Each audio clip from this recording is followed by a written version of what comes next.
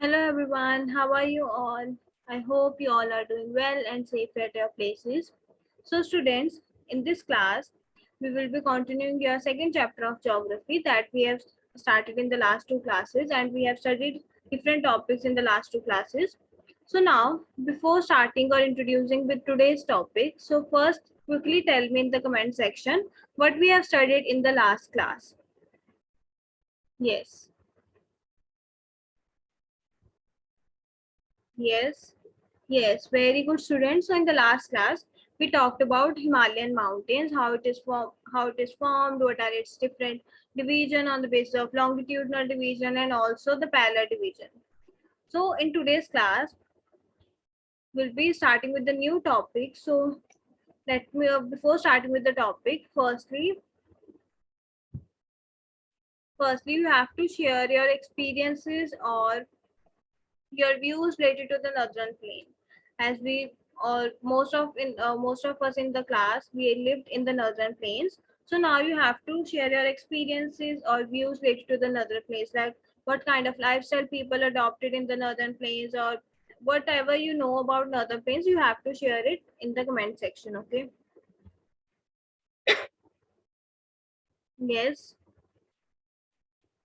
So if I I also live in plain area. So if I talk about the plain area or the northern plains, which we usually called as, so in plain area, I see that in my area, mostly people are engaged in agriculture because the soil that is found in that is found in plain area, it is very fertile soil. So that is why people are mostly engaged into agriculture, and the temperature is very moderate kind of temperature, and people prefer to live in plain area. Like in my area, it is a populated area as compared to the other areas like mountainous areas. So my area is very much populated because here in this we have more job opportunities, and also we have more resources available in the plain area, due to which people like to prefer living in plain area.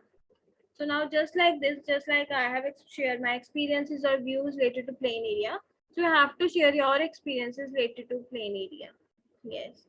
Some of you have written that in Jharkhand, the like there is a plain area, but yes, there is a plain area, but they are in Jharkhand. We can see that they are having the plain area, but the soil is not fertile there. So apart from agriculture, people are engaged into service sector there, or in secondary sector. Like most of the industries are established in Jharkhand. So apart from agriculture, people are engaged into industries or in other service sectors. So we can see that there is a variation in the plain area also from place to place. Okay. So now, students, as you have shared your experiences, and I have also shared my experiences related to plain area. So now in today's class, we'll be talking about the Indian Northern Plain, and we will see like what are the features of Indian Northern Plain, how it is divided, and what are the other things, or what is the significance or the classification of these northern Indian plains. So we will be studying about this in today's class. So moving forward, so here I have pasted one map for you. So observe this map, and so you have to observe this map and tell me what things you are able to see in this particular map. Yes. You can write your observations in the comment section. Yes. First tell me which states are being shown here. Yes, we have Jammu and Kashmir, Punjab, Uttar Pradesh, West Bengal, Assam. Yes, very good. And which rivers are shown here? Like the most prominent rivers that is being highlighted in this particular map. Yes, we have Ganga River, then we have Brahmaputra River, then we have here the Indus River.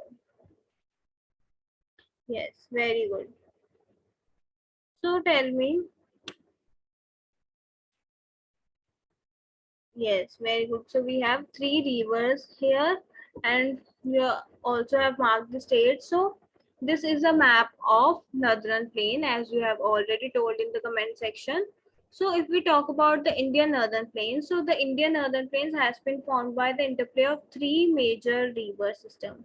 So it is made up of three major river systems, that is Indus, Ganga, and Brahmaputra.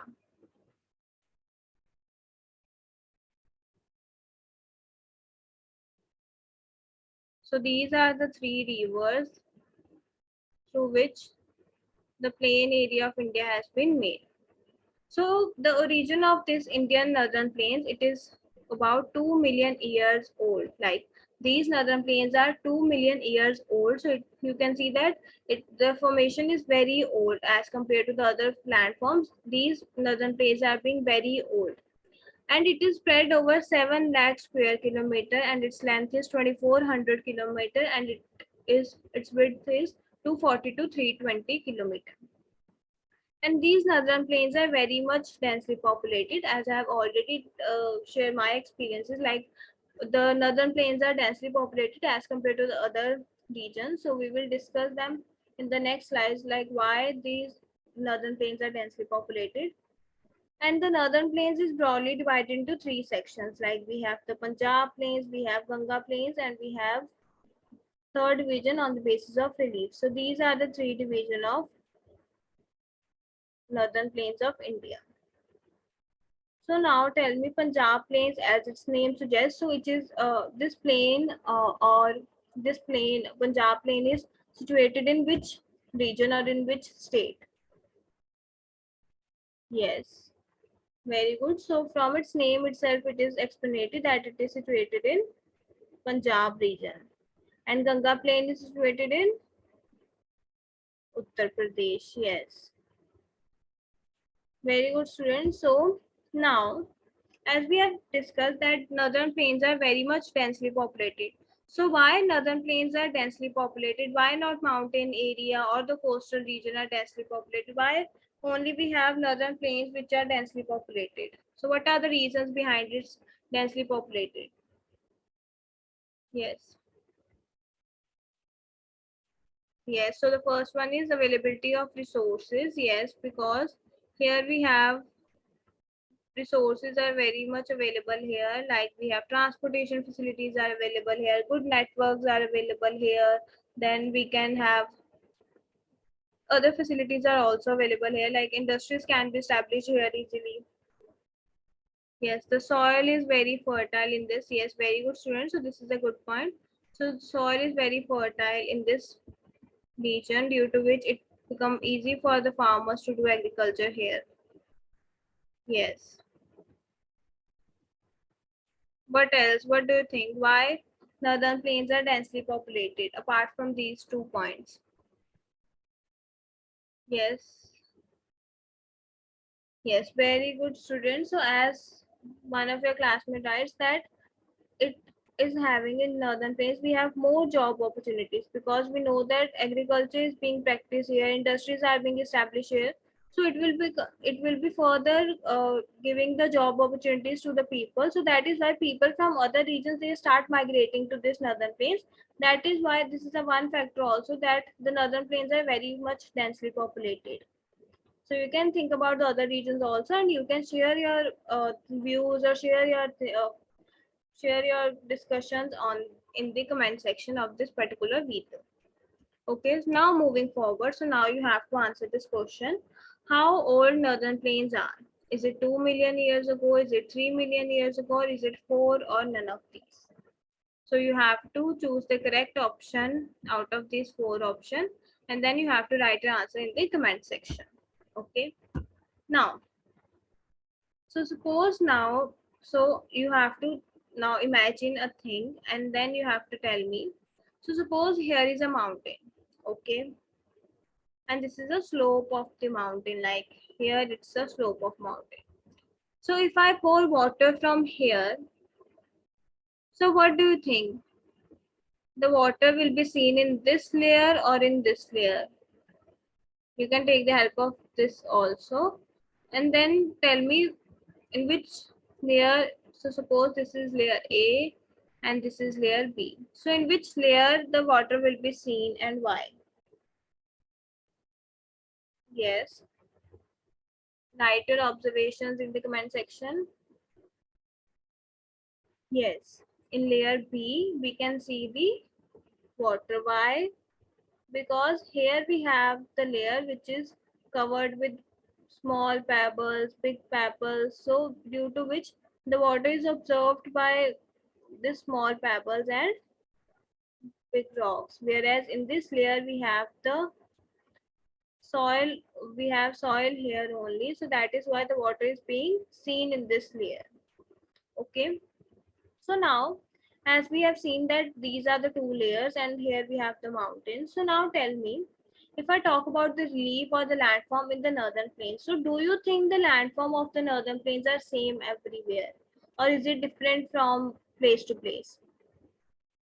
Yes, what do you think, students? Yes, yes. Very good. So is it not same everywhere? Generally, we used to say that plain area is flat in nature and we assume that every plain area is having a flat surface, but it is not true. The relief of the plain area also vary from place to place. Like some areas can be a area which is covered with pebbles, and some areas can be a flat area, and some areas we can have a different variation of mountains can be there in different variation of landform can be there in that plain area also. So there is a variation of relief in plain area also.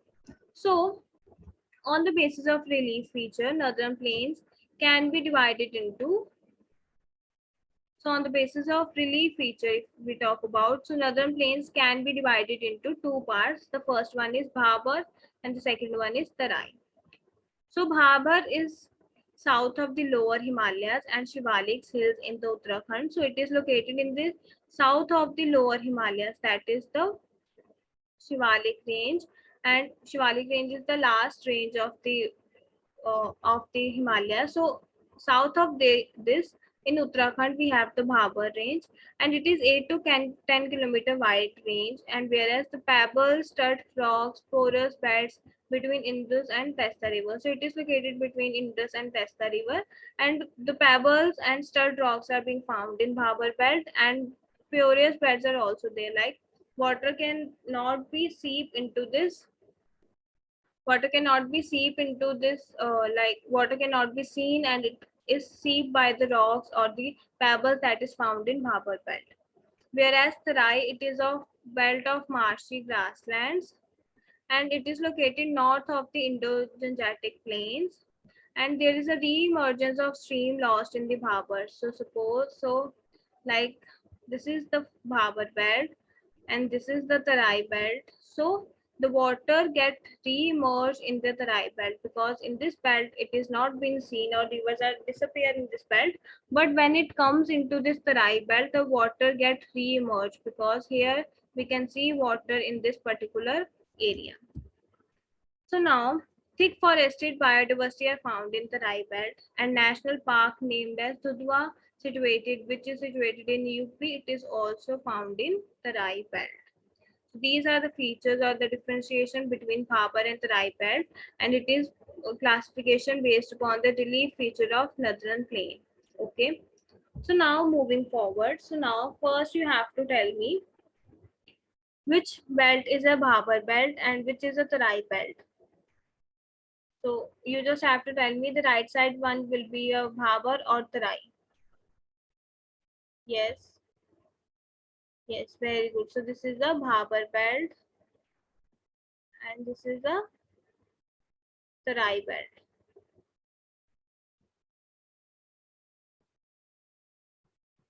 Yes, very good.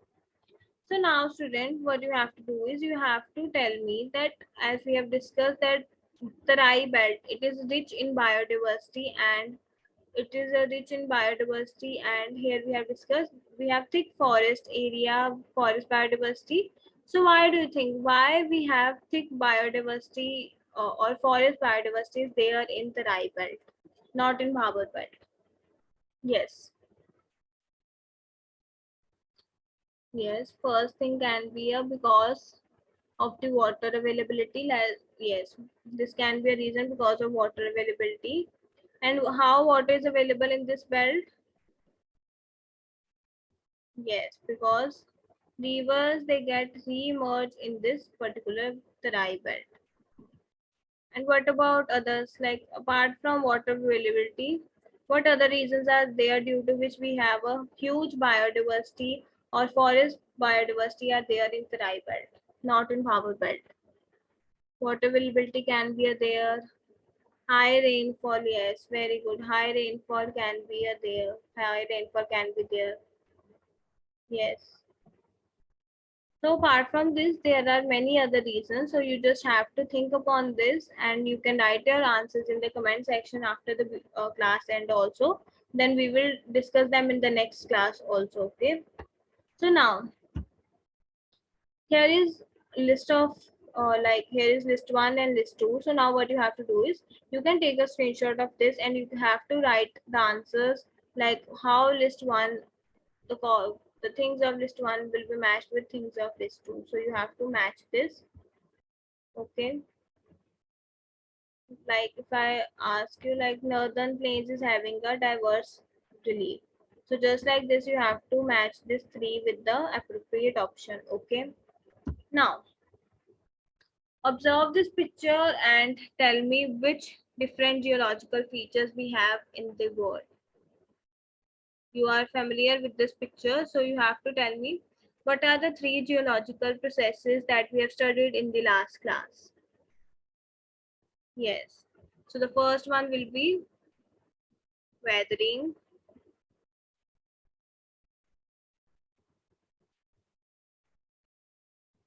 Yes, it's a weathering. Second one will be erosion. And the third one will be deposition. So student, now tell me, what do you understand by deposition? If I ask you to define deposition in your own words, then what do you understand by deposition? Yes, as we have studied it in the previous class also. Yes, so deposition means where the sediments or the small particles, they start after the erosion, they start settling at one place. So that is called deposition. Very good. So now observe this map and first tell me this map depicts what? Yes, it's a map of India flood prone zone map. Okay. So now tell me, if we talk about this northern plain, so in which states are mostly prone to floods? Name those states. Yes. We have Punjab, we have Uttar Pradesh, we have Bihar, West Bengal, and Assam. Very good, students. So as we have seen this classification of the Indian flood zone map, so now if we divide them, or we can also classify the northern plains into the Bhangar and Khadar belt also. So the Bhangar is an old alluvial soil above the floodplains. Like these are the floodplains. So above the floodplains, so these are the floodplains. So above the floodplains, we have the Bhangar belt. Okay. So it is a old alluvial. It is the old alluvial soil above the floodplain. It contains kankar, which is having a calcareous deposit locally called as kankar, and it is not renewable, whereas because kankar is found in it. So this is the, like we can say that above the floodplains we have the Bhangar soil, which is alluvial soil. So in this region we have the Bhangar soil, which is alluvial soil, and it is a non-renewable soil because we are having kankar found in this soil. Whereas the Khadar belt, it is a new alluvial deposit. It is a new alluvial deposit and it is found floodplain, riverside beds and deltas. And in this we have a fine particles like sand, silt and clay. Whereas it is high renewability is there in this Khadar belt, and we have no kankar found in this Khadar belt. Okay, so this is the difference between the Bhangar and Khadar belt. So now, what do you think? Why Bhangar belt is not renewable, whereas the Khadar belt is highly renewable? So what was the reason for this? Yes, yes, very good student. So because of the conquer present in those area or the conquer present in those area and the floodplain. So this is the area which is located in the floodplains. So due to which this Khadar belt is highly renewable, whereas Bhangar belt is non-renewable. Okay. So now moving forward, so we have to answer this question. Khadar belt is made up of old alluvial soil, new alluvial soil, both first and second, and none of these. You have to choose the correct option and you have to write your answer in the comment section. Now, let's quickly revise what we have discussed in today's class. So in today's class, we have started with the northern plains, that what are the special features of northern plains, how it is formed and how old they are. And then we talk about the two major Bhangar, Tarai and Khadar, Tarai and Bhabar belt. And then we lastly talk about Bhangar and Khadar belt. Okay. So now describe the northern plains in your own word. Like what do you understand by northern plains? Yes. Yes, very good student. So as we have written that northern plains are mostly found in the northern part of India, and it is having a diverse relief found in northern plains. Yes, very good students. And mostly in northern India, we have a fertile soil found in northern plains. So now tell me, in which belt we find thick forest and rich wildlife? Yes, yes. So it is a Tarai belt. So in Tarai belt, we have thick forest, and because in this belt, what happened is that the the rivers they re-emerge, due to which it helps in the thickness of the forest and rich wildlife also. Then differentiate between Khadar and Bhangar. So give me any two difference, like how Khadar is different from Bhangar. Yes, Khadar is a renewable. In Khadar we have a renewable soil, whereas in Bhangar we have a non-renewable soil.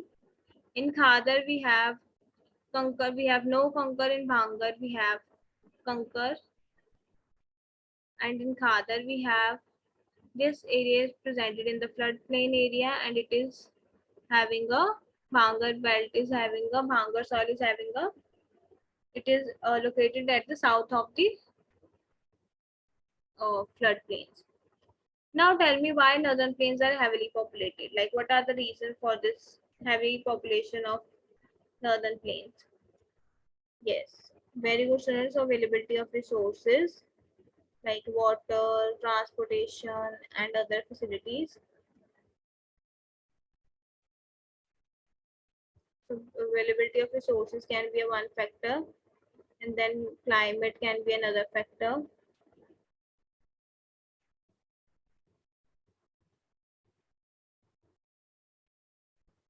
So now note down your homework in your notebook. So first you have to write a short note on the importance of river and how they are affecting the human life cycle. And the second is you have to locate the distributor and tributaries of the following river on the map. So first one is Indus River, then Brahmaputra and Ganga. So this is your homework. So complete this home assignment and send it on my email ID by evening or in night. So you can send it on email ID also, or you can either WhatsApp me in the group. So that's all from my side. We shall meet in the next class. Till then, bye bye and take care.